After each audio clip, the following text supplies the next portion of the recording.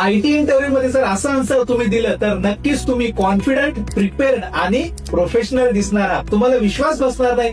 पण बरेच सारे फ्रेशर्स कॅन्डिडेट हे फक्त tell me about yourself या क्वेश्चन वरतीच फेल होतात. So welcome to crack your dream IT interview in 21 days series day 40. जर तुम्ही फक्त या क्वेश्चनला असं म्हणाल की my name is this I done engineering from this college and now I want to do a job in your company, तर आपलं एक चांगलं इम्प्रेशन तिथे सेट होत नाही.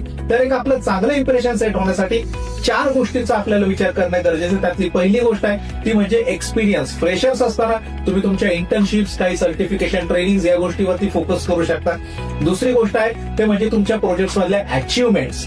तिसरी गोष्ट आहे की तुम्ही एक पर्सन म्हणून तुमची काय टाईपची पर्सनॅलिटी आहे, ह्युमन म्हणून तुम्ही कसे आहात. आणि चौथी गोष्ट ती म्हणजे तुमचे स्किल्स आहेत. त्या सगळ्याचा फॉर्म्युला बनवून जर आपल्याला एखादा आन्सर फॉर्म करायचा असेल तर ऑफकोर्स मी ते मराठीमध्ये सांगतो, तुम्ही इंटरव्ह्यू मध्ये इंग्लिशमध्ये ट्रान्सलेट करायचं आहे की good afternoon or good evening, my name is this आणि या इंटरव्ह्यूची अपॉर्च्युनिटी दिल्याबद्दल थँक्यू. मी एक सॉफ्टवेअर इंजिनियर आहे. मी जावा, HTML, CSS, जावा स्क्रिप्ट यासारख्या वेगवेगळ्या टेक्नॉलॉजीचा वापर करून बरेच सारे सॉफ्टवेअर ऍप्लिकेशन डेव्हलप केलेले आहे. मला ऑब्जेक्ट ओरिएंटेड कन्सेप्ट एक चांगलं नॉलेज आहे. डेटाबेस बद्दल एक चांगलं नॉलेज मला आहे.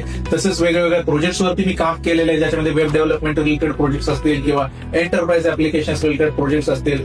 आणि व्यक्तिगत याच्याबद्दल तुम्ही असं बोलू शकता की माझे इंटरपर्सनल आणि अॅनालिटिकल स्किल्स याच्यामुळे मी नवीन आयडियाज लगेच इम्प्लिमेंट करू शकतो, टेक्नॉलॉजीज वरती पटकन ग्रास्प करू शकतो आणि सगळ्यात महत्वाचं म्हणजे क्वालिटीवर जे आहे ते मी वेळेत पूर्ण करू शकतो, जेणेकरून आपल्या कंपनीच्या क्लायंटचे जे एक्सपेक्टेशन्स आहेत ते फुलफिल होते. आणि या सगळ्या क्वेश्चन्स मध्ये एक गोष्ट लक्षात ठेवायची ती म्हणजे तुमचा आत्मविश्वास, कॉन्फिडन्स. एक लक्षात असू द्या,